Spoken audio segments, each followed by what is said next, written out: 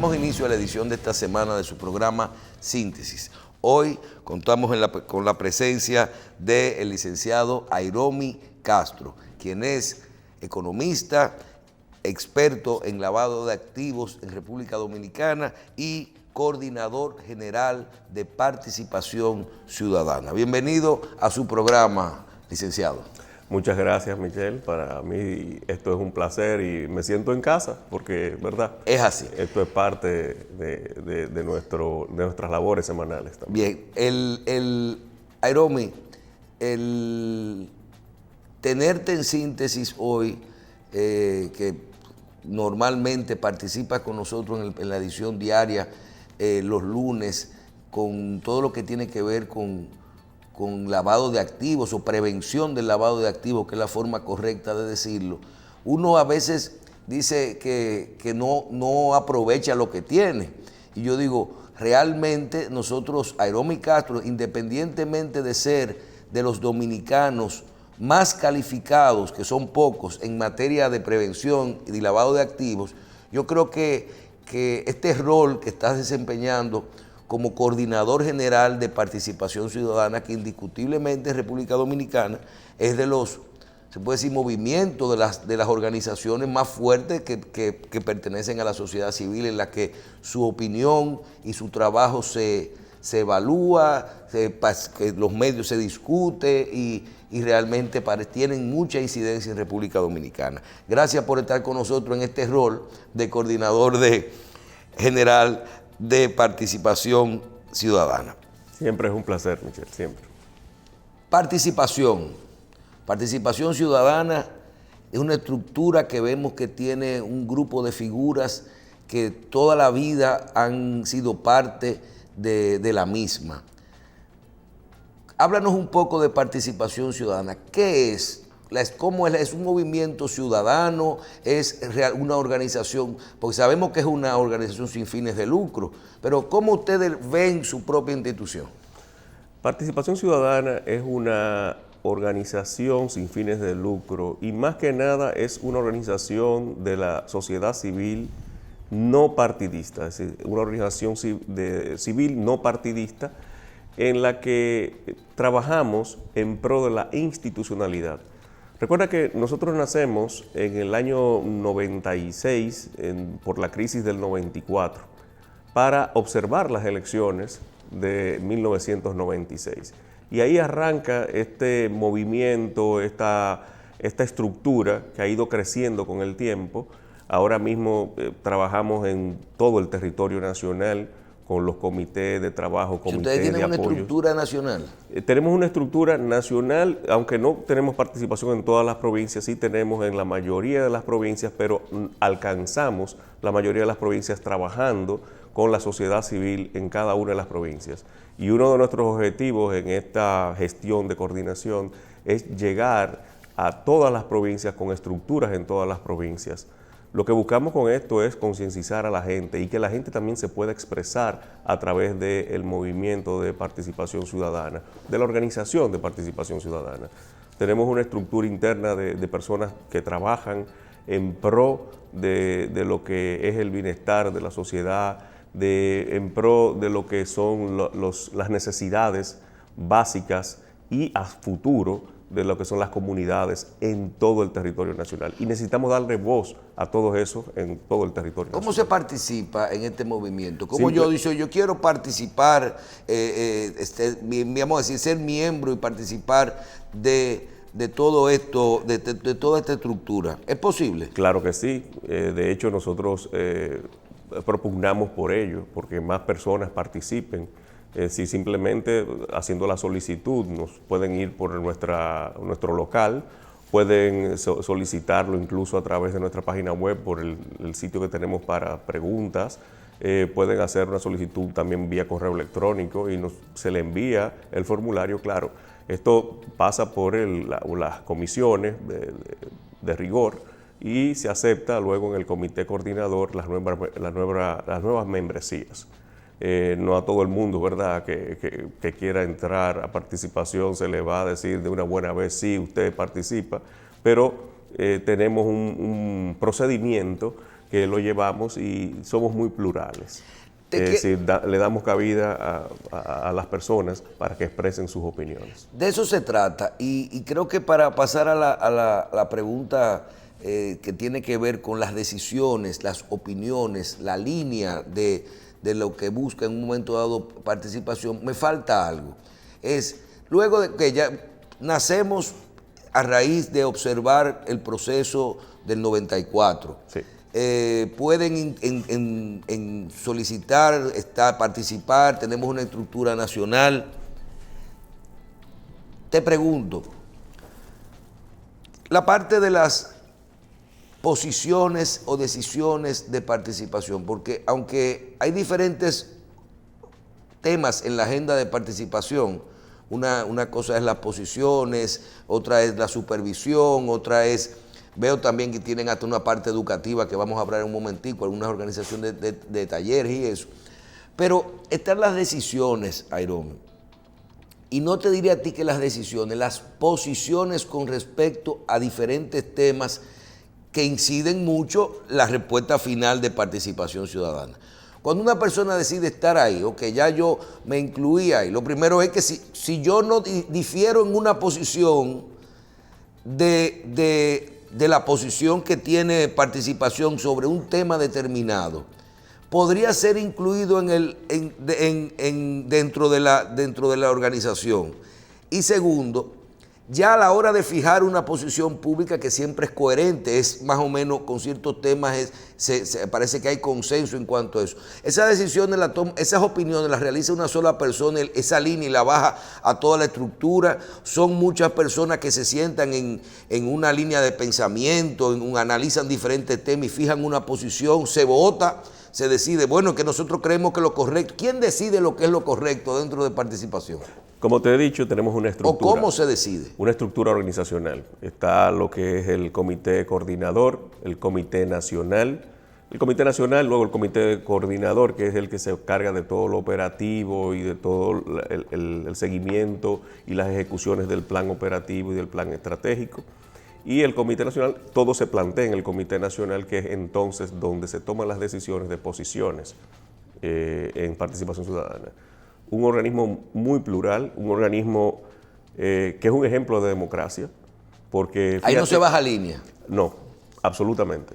Nunca, absolutamente. Todo se discute, porque hay posiciones a veces encontradas, porque aunque tenemos una misma línea de pensamiento, casi todos, no todos colindamos siempre en nuestras opiniones, pero sí tomamos las decisiones de consenso y se respetan, porque buscamos esto.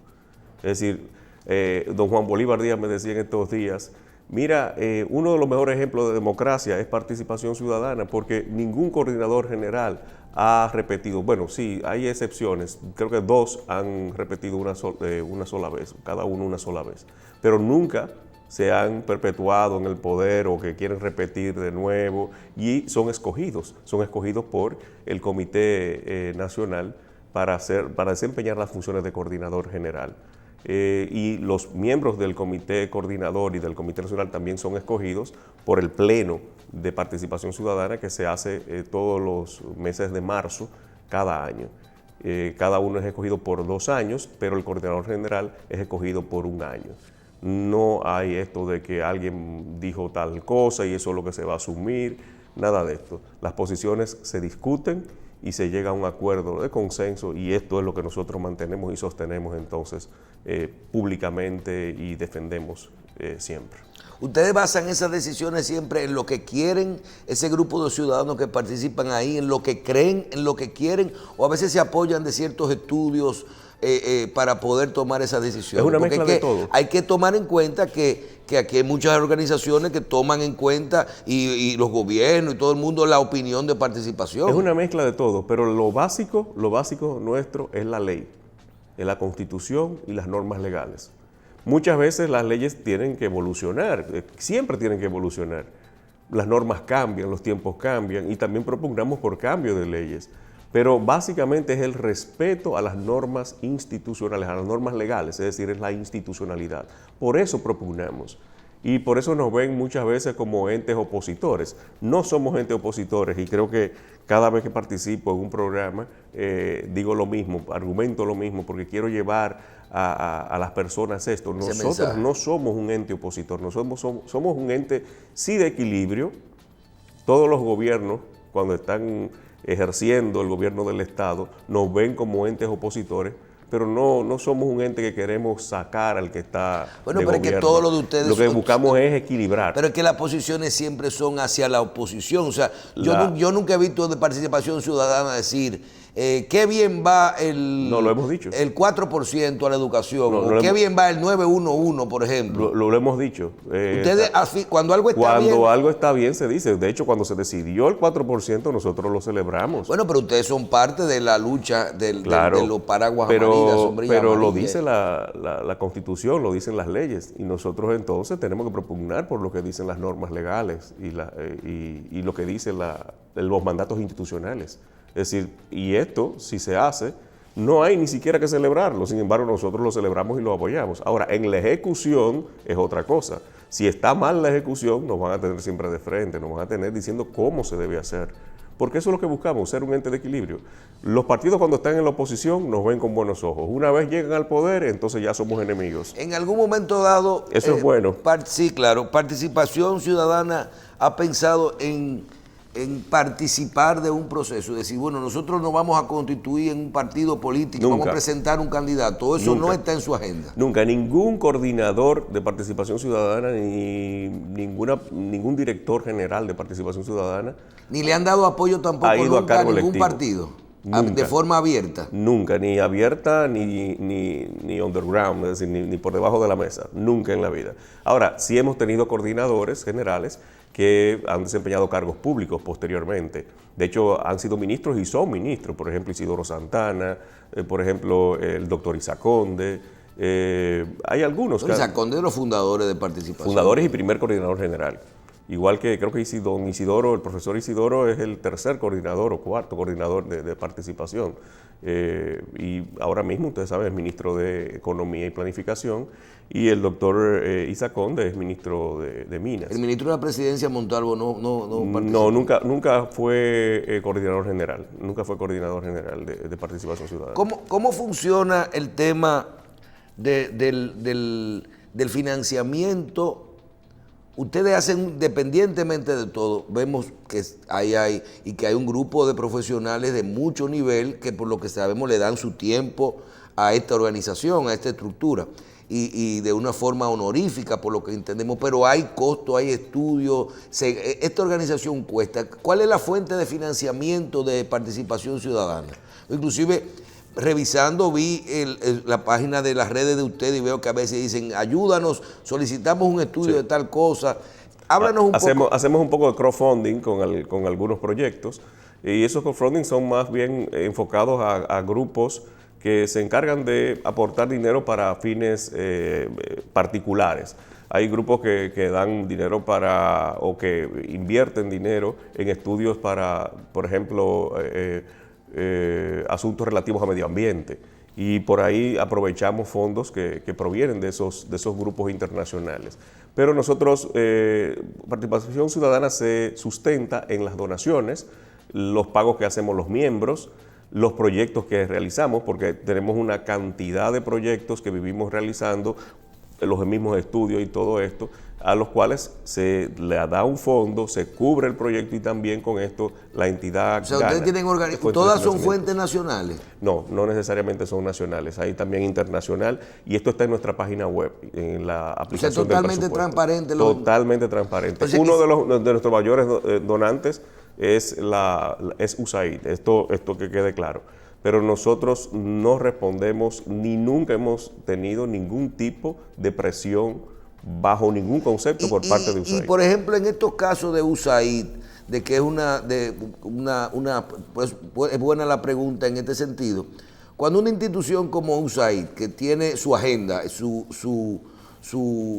objetivos, financia una organización o ayuda con el financiamiento a una organización como Participación Ciudadana, que a lo mejor es de otro país con otros objetivos, no puede chocar un poco con la línea de ustedes, porque ellos algo quieren. Cuando tú financias algo es buscando que algún objetivo de parte de quien da el financiamiento. De mi parte, nunca en todo el tiempo, tengo 10 años en participación ciudadana, y trabajando con USAID tengo quizás 20 años, es decir, que he trabajado en algunos proyectos y demás cosas, además de que fui becario de USAID en un momento. Nunca he recibido ni he visto que han realizado ningún tipo de presión con relación a lo que son sus intereses o intereses por algún proyecto, ni que te estamos dando este dinero para que hagas tal cosa, sino que nosotros tenemos nuestra agenda y lo que ellos nos aportan, lo aportan como parte de su presupuesto para el apoyo institucional de los países en el mundo. No hemos tenido esa situación nunca. No digo que quizás un día choquemos y no sé cuál será la reacción, ¿verdad? Pero hasta este momento histórico no hemos tenido ningún tipo de... Y ustedes, por ejemplo, problemas. como profesionales, fuera de que usted hoy es el coordinador, va a ser un año el coordinador de Participación Ciudadana Nacional. Un año preelectoral. En un año preelectoral, un año que hasta marzo del año que viene, pero usted tiene mucho tiempo participando de esta organización. Le pregunto, fuera de su tiempo que dan como, vamos a decir, su trabajo que dan el día a día como de coordinación, si usted como profesional también que trabaja en prevención de lavado de activos, si Participación quiere un trabajo de esto, vamos a evaluar cómo están los niveles de lavado o de control del lavado en República Dominicana. Esos proyectos ustedes lo hacen totalmente gratuitos, ese grupo de gente a la organización. Así mismo. No solamente eso, sino que en la última reunión del comité coordinador hemos acordado valorar esto para que esto también lo transparentemos en lo que es la ejecución nuestra, la ejecución operativa nuestra. Es decir, por ejemplo... Para poder decir que recibieron en estudio ¿cuánto hemos donado? $500,000. $500,000, porque esto también le sirve mucho a los donantes. Claro, como una donación como para poder... una donación. Sobre todo ahora que todo lo que es impuesto y eso hay que y que el rendimiento del dinero, la productividad también se basa en los aportes que los mismos miembros dan a la entidad y a los planes y a los objetivos de la entidad. Entonces vamos a valorar esto y lo vamos a publicar. Y el precio que vamos a poner, lo que está en discusión ahora mismo, se está evaluando cuál va a ser el precio. Por ejemplo, yo tengo un precio por hora en mi oficina particular y ese no sería el precio que le vamos a poner a esto. Pero es simplemente una forma de... Lo que vamos es simplemente a transparentar, porque esto es trabajo. Aunque no, y además trabajo. Se puede ver muchísimas, así se puede medir los resultados. Tú sabes, Michelle, que cuando me nombraron aquí, mucha gente me llamó para felicitarme y algunas me preguntaron, dime, ¿cuánto que vas a ganar? Digo yo, nada, todo lo contrario, aquí yo lo que pongo es decir, nosotros los coordinadores generales no tenemos sueldo. Quienes sí ganan sueldo son los que trabajan en las oficinas y, por ejemplo, el director ejecutivo es una persona que trabaja allí fijo y que debe de vengar un sueldo porque tiene que mantener a su familia y esto, pero los coordinadores generales no. Los coordinadores generales terminamos aportando en vez de recibir algo, definitivamente. Todo este grupo de gente uno ve que participan ahí, que realmente sufren, piensan, o sea, tú ves como que ese trabajo lo están haciendo como que a veces es más altruista más que lo que necesariamente otras personas le dan a alguna organización. Es que realmente ese grupo de gente que participa ahí le duele tanto a la República Dominicana y tiene tanta emoción para luchar tanto por esos temas. Sí, definitivamente sí. E invierten su tiempo, e invierten dinero, le quitan tiempo a su familia. Particularmente puedo hablar por mí, es decir, yo lo hago porque siento que debo de aportar algo más a mi sociedad, que debo mejorar la sociedad para dejar una mejor sociedad a mis hijos. Yo voy a cumplir 50 años ya, es decir, voy a entrar ya, ¿verdad? Me veo y digo, no me lo creo, pero bueno, ya es así. Y tengo un hijo que está en la universidad, otro que pronto entrará a la universidad. Tengo sobrinos, tengo una familia muy extensa. y debemos de dejarle una sociedad mejor, porque este es nuestro rol. Y el rol de ellos será en el futuro también dejarle a sus hijos y a sus nietos una mejor sociedad. Y por eso yo me involucré en esto. Me involucré con más ímpetu porque venía haciéndolo un poco, ¿verdad?, fuera de récord desde hacía mucho tiempo, incluso siendo funcionario del gobierno, y que siempre a todos mis jefes les decía, mira, yo soy miembro de participación, yo tengo esta posición y eso, y siempre me respetaron, y gracias a Dios. Pero ahora ya o sea, me que no involucré recibiste presión en ese sentido. Nunca, nunca, de ninguno de mis jefes. Todo lo contrario, siempre me decían, qué bueno que tú opinas de esta forma, siempre con mucho respeto y nunca tuve ningún tipo de problema con eso. La estructura ya fuera del día a día, uno ve, ¿cuál es la agenda de participación? Ese organigrama, ¿cómo funciona? ¿Hay educación, hay talleres, hay cierta supervisión hacia proyectos de ley, hay propuestas? Claro. ¿Qué hace participación el día a día? Permítame compartir contigo lo que es nuestro plan operativo, nuestro POA.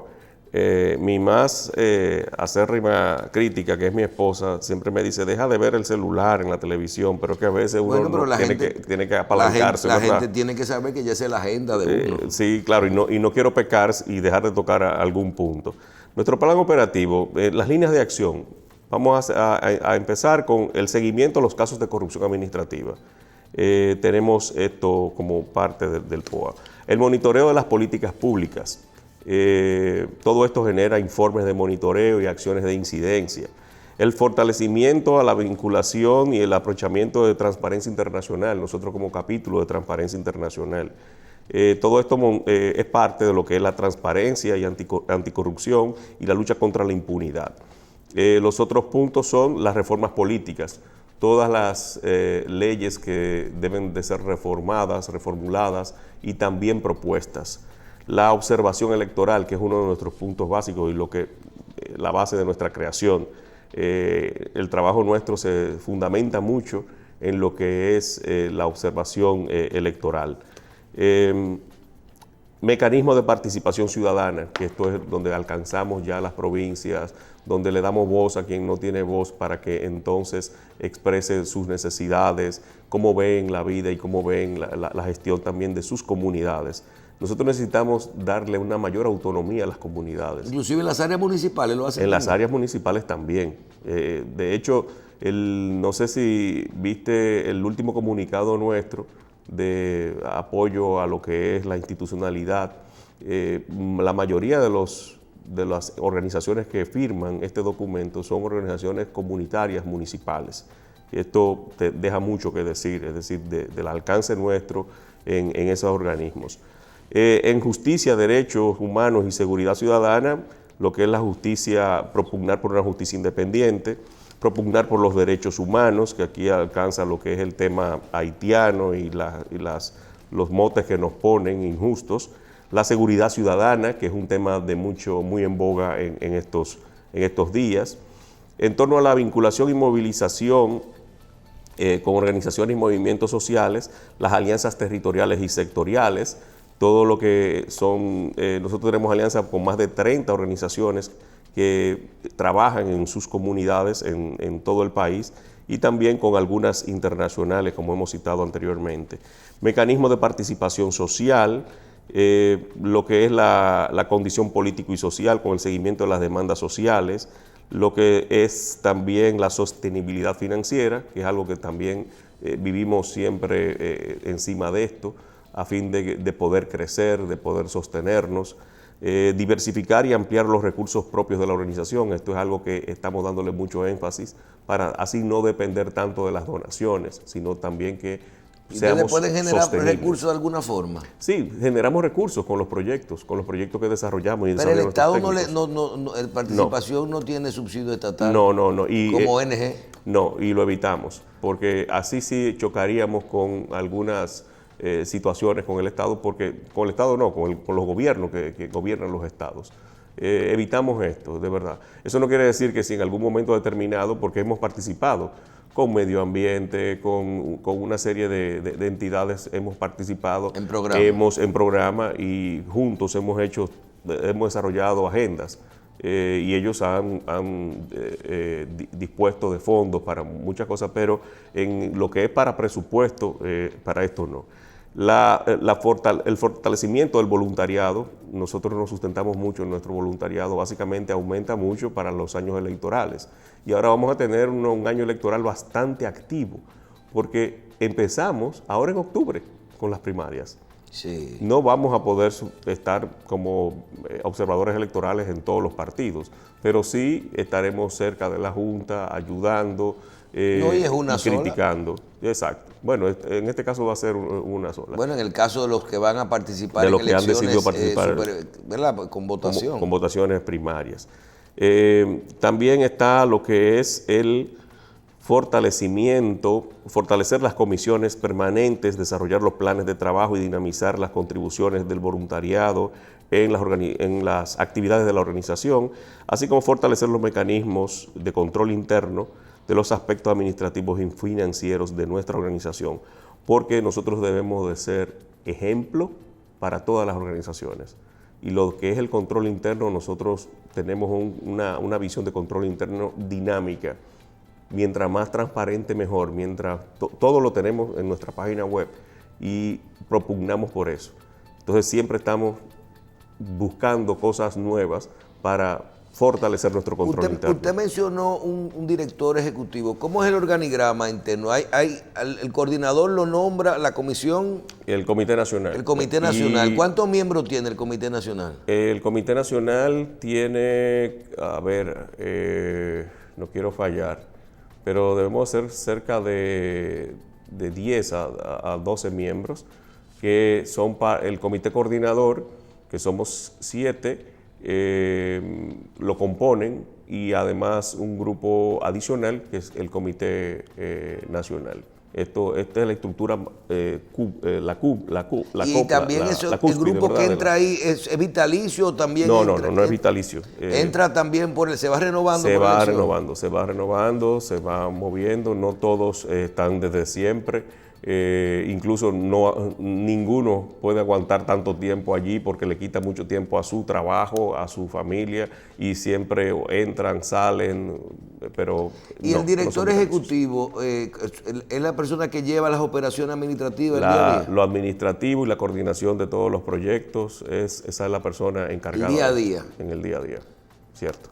Ya para terminar, seguimos con lo que es el enfoque de seguimiento a los planes para fines de evaluación y el fortalecimiento de las relaciones con los medios de comunicación y la presencia en las redes sociales, porque ahora mismo ustedes saben que solo con las redes sociales podemos promocionarnos, podemos publicitar las cosas, podemos acceder a mayor cantidad de gente. Todo esto en la estructura de lo que es comunicación.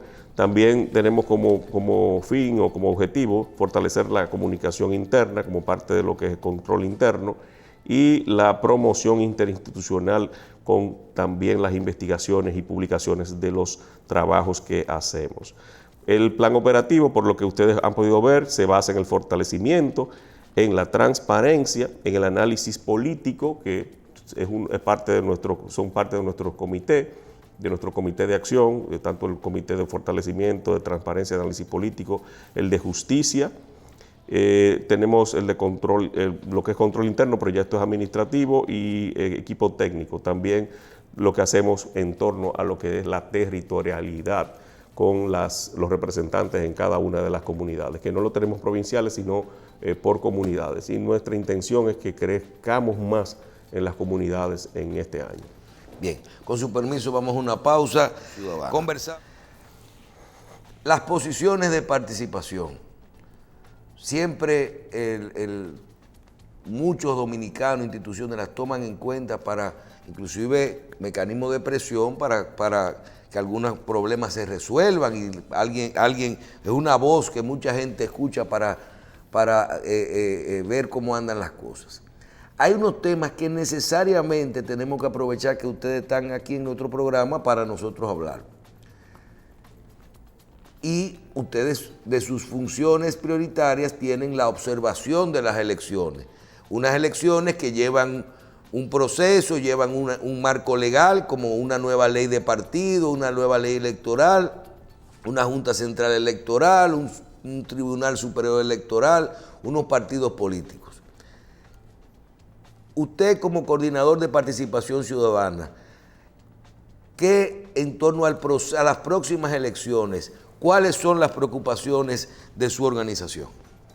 El 28 de marzo pasado enviamos una comunicación a la Junta Central Electoral en la que le exponíamos algunos puntos que entendíamos como preocupantes en torno a lo que es la próxima contienda electoral, que como todos ustedes saben, esto va a estar dividida y iniciará definitivamente en octubre próximo con las primarias, luego en febrero con las municipales y las congresuales y ejecutivas, entonces en mayo, como usualmente se hace.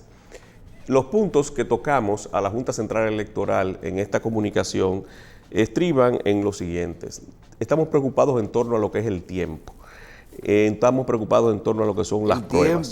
El tiempo que se tiene para organizar las elecciones. Es decir, estamos a meses de las primarias, estamos a menos de un año de las municipales. Y la metodología para la ejecución del voto es diferente. Es una mezcla, es un híbrido de un voto electrónico a un voto automatizado.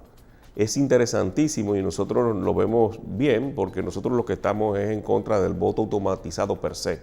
Es decir, Transparencia Internacional como ente está en contra del voto automatizado porque el voto automatizado ha sido un fracaso en todas partes del mundo. Incluso entonces, ahora, en Alemania. ¿Y ahora no hay voto automatizado? No, es una mezcla, es una mezcla. Quiero terminar la idea porque esto es muy interesante. Los alemanes prohibieron el voto automatizado. El voto automatizado solamente se utiliza, creo que en un país de África, en Venezuela y creo que en Brasil, en algunos sitios en Brasil. Fíjense ustedes. ¿Y en Estados Unidos? Sitios. En Estados Unidos es mixto. Hay algunos sitios que sí, hay algunos sitios que no. Recuerden que en Estados Unidos el día de la votación es un día completo y a veces hasta por 2 días. Porque en Estados Unidos las votaciones se dan en todas partes donde ellos tienen bases militares y no se efectúan en el mismo día. Por lo tanto, hay muchos tipos, hay varias formas, creo que 2 o 3 formas de votaciones en Estados Unidos, pero la básica en Estados Unidos no es el voto automatizado. Es decir, la mayor parte del voto es un voto electrónico que luego es enviado de forma automática, que es la gran diferencia que hay en esto. El voto automatizado es simplemente tú marcas y esto se registra allí mismo y queda. Y luego se envía a una base de datos o alimenta la base de datos general inmediatamente. Esto ha sido un fracaso en todas partes del mundo. Reitero que los alemanes y los nórdicos lo han prohibido porque ha sido un fracaso en sus sociedades. Imagínate, en esas sociedades tan avanzadas, las más avanzadas del mundo, esto ha sido un fracaso, y entonces en las nuestras que tienen tantas deficiencias, que incluso se puede ir la luz en uno de las mesas electorales o en uno de los sectores donde hay mesas electorales o en un sector populoso. O que falle el internet. O que falle el internet, cosa que ha pasado incluso últimamente. Y tenemos que recordar la ley universal de Murphy, ¿verdad? Que las cosas pasan en el momento en que menos se necesita que pasen. Bueno, que ya lo vimos en el proceso pasado, que renunciaron unos técnicos. Renunciaron unos técnicos el día anterior. Son unas situaciones que se dan y que debemos de tomar en cuenta y aprender de lo que hemos vivido, de lo que nos ha pasado, porque a eso es que llamamos experiencia a final de cuentas. Entonces el tiempo es vital porque las entidades que venden estos software y que se encargan de organizar este tipo de estructuras, indican que de 6 meses, de un año antes de que se lleven a cabo las actividades electorales, ya se deben iniciar los procesos de educación y los procesos de adaptación de lo que serían los procedimientos y tareas. Las pruebas. Para nosotros es importante que las pruebas se inicien ya, que las primarias no sean el tubo de ensayo, sino que las primarias sean definitivamente la muestra de que ese tipo de votación es una votación que genere confianza y que no genere ningún tipo de problema operativo. El tercer punto son las auditorías de los sistemas, es decir, que se contrate mediante licitación pública y transparente una firma de auditores que pueda dar fe de que todos esos procedimientos y esas tareas son los adecuados y que se van a llevar a cabo. Y que ellos también puedan ir auditando en el proceso, en el tiempo, cómo se van dando estos procesos, cómo se van ejecutando estos procesos. El cuarto punto sería la educación, que aunque ya lo hemos mezclado en el tema del tiempo, educar es importante porque también esto fue algo de lo que adoleció en las elecciones pasadas, es decir, adolecimos en las elecciones pasadas. Usted habla de que el personal que trabajó en el proceso de escrutinio y de votación... Muchos no estaban a la altura de las circunstancias. No podían realizar el proceso. Muchos no estaban a la altura. Porque muchos también, de los que sí estaban adecuados, renunciaron, recuerda, y lo acabas de decir, el día antes. Entonces la responsabilidad recayó sobre personas que no estaban a la altura de las circunstancias para manejar esos procesos. Y esto fue algo que realmente se sufrió mucho en ese proceso que es tan delicado, muy delicado. Por eso debemos de cuidar mucho esto y poner a aquellos, empoderar a aquellos que van a estar realizando estas operaciones de la educación suficiente para que ellos puedan llevar a cabo un proceso. Por ejemplo... Entonces, ¿ustedes están de acuerdo con este proceso de votación que vamos a realizar, por lo menos el de la primaria? Sí, no, en la primaria y todos, en la forma. Porque es el mismo equipo. Es interesantísimo porque vas a marcar por quién vas a votar. Y luego entonces que marques, se va a imprimir. Y aquí viene la partida doble, como yo le he llamado, la partida doble de todo. Hay un registro electrónico, pero hay un registro físico, tangible. ¿Y el envío de los datos, cómo va a ser? ¿Y el escrutinio, el conteo? El primer boletín se da antes de empezar a contar, en 0, y luego entonces se da el segundo por mesas, que es el que tiene ya el conteo general. ¿Es vulnerable este sistema? Todos los sistemas son vulnerables, todos. Es decir, nada hecho por el hombre no es vulnerable, pero nosotros lo vemos bastante seguro, porque es que tiene una partida doble. ¿Entiendes? Es decir, el electrónico... Y tiene los representantes de todos los partidos, siempre han existido, ¿verdad? Y siempre se generan problemas. Pero en este caso... Sí, porque imagínense, habían problemas hasta de que no llegaba a la urna al final. En este caso, el electrónico tiene que... ¿Pero va a haber boleta o no va a haber boleta? Sí, habrá boleta porque se imprimirá. Habrá una impresora que imprimirá la boleta que tú acabas de marcar electrónicamente. Y esto es lo que digo que es partida doble. Entonces eso se dobla y se pone en la urna. Entonces se contarán esas boletas y vamos a ver. Entonces electrónicamente tenemos tanto y físicamente tenemos tanto. Correcto. Estaba buscando un artículo de Bill Gates en el que él dice que el voto electrónico no funciona y que hay 4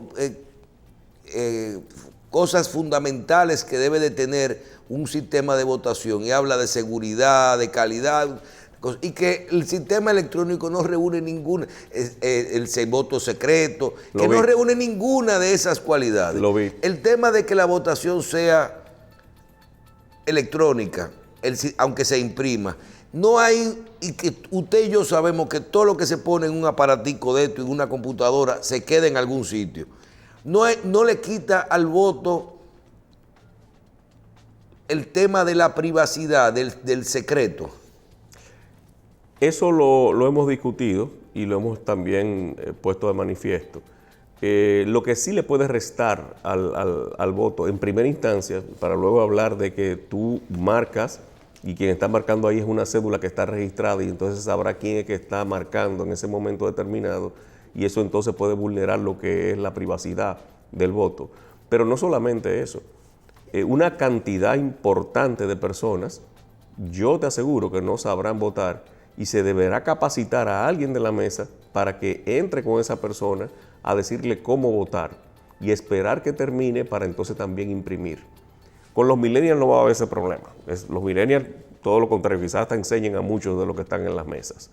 Y eso van a votar, van a hacer la cosa muy rápido. Que son 60%. Cerca, no creo que no son tantos todavía. Bueno, pero no, perdón, 60% son de menos de 42 años, una cosa así. Exactamente, pero vamos, hay muchos y esto está en incremento. Pero, ¿a dónde voy con esto? Ahí sí podría haber vulneración.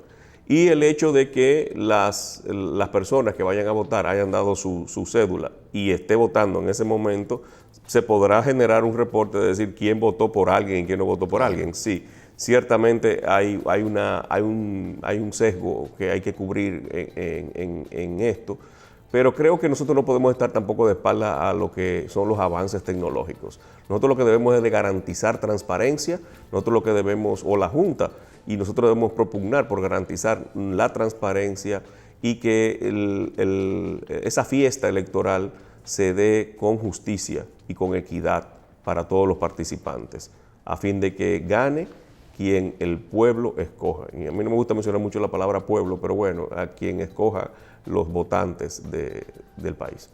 Otro tema que nos interesa saber su opinión, y es toda esta discusión que realmente yo creo que comienza con el tema de la posibilidad de la reelección, de la repostulación nueva del presidente Danilo Medina en este momento, y toda esta posición que esto ha generado, oposiciones, opiniones de diferentes sectores de poder de la sociedad, inclusive como el mismo caso de la Iglesia Católica. Hablando inclusive de problemas de democracia, de dictaduras, palabras que a veces nosotros que estamos adentro decimos, bueno, pero yo no veo personalmente un tema de una perpetuación en el poder y todo esto. Siempre que hagamos lo que dice nuestra Constitución y modifiquemos como se modifique nuestra Constitución.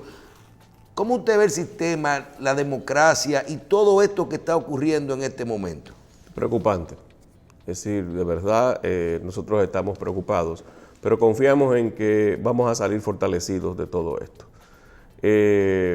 Preocupante porque hemos visto cómo poderes del Estado se vinculan o quieren vincularse a otros ejerciendo poder, influyendo en los mismos. Y esto es muy preocupante. El poder se debe balancear.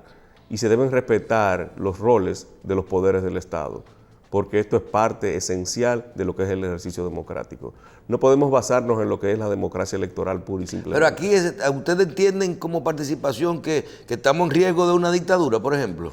Posiblemente sí, porque si las dictaduras es el ejercicio pleno del poder y de violar lo establecido legalmente en torno a lo que es una posición particular y un pensamiento particular, que es el autoritarismo, la centralización, entonces estamos ante una situación en que podía desembocar en una dictadura definitivamente. Y eso es lo que nosotros estamos llamando la atención, o a lo que le estamos llamando la atención. Y estamos llamando también a las fuerzas vivas a que nos demos cuenta de que podemos desembocar en una situación de dictadura que no es bueno para nadie. ¿Ustedes se oponen totalmente a la posición de la posibilidad de la reelección?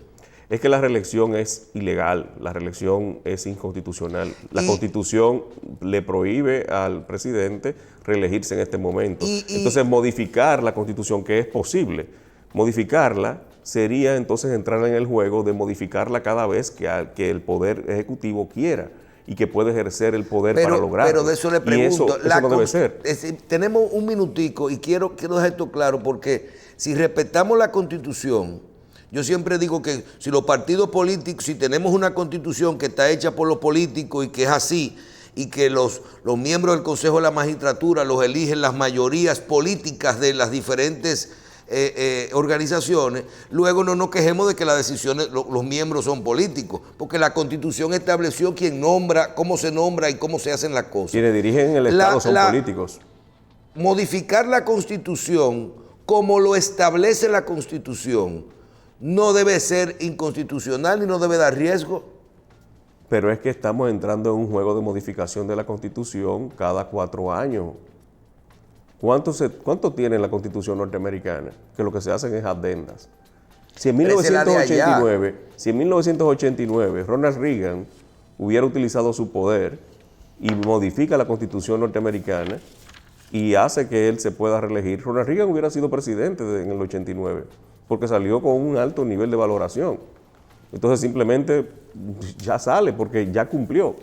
Los mismos otros presidentes norteamericanos que han salido con un alto nivel de popularidad. que si se repostulan, ganan de nuevo. Sin embargo, ellos dicen, mira, no, hasta aquí llegué porque la Constitución me dice que yo no puedo seguir. Y esta es la situación. Nosotros lo que queremos es que se cumpla la Constitución, simplemente, y que no se entre en el juego de cambiarla a cada vez que nos interese, sino que entremos en el juego de lo que es la institucionalidad, la dictadura de la ley, que esa es la mejor. Bien.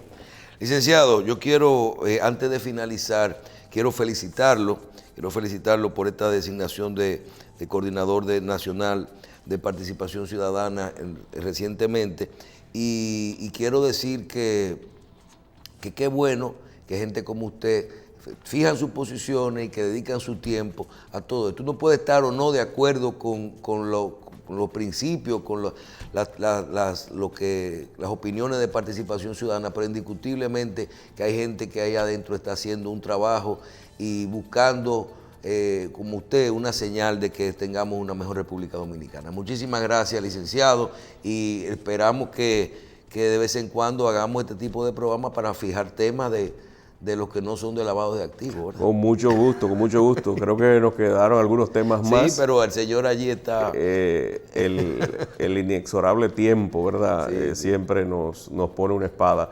Estamos a sus órdenes y a la orden de todos los dominicanos. Lo que buscamos es ser una voz y ser unos brazos también de todos los dominicanos en nuestro país, para mejorar nuestro país, para mejorar nuestra sociedad. Bien, vamos a manejarlo como el primero de una serie de programas de participación ciudadana en síntesis. Ojalá así sea, Dios mediante. Muchísimas gracias. Agradecemos al licenciado Aeromi Castro, nos acompañó en el día de hoy, coordinador de participación ciudadana en República Dominicana. A ustedes también les damos las gracias por su audiencia y nos vemos en otra edición de Síntesis.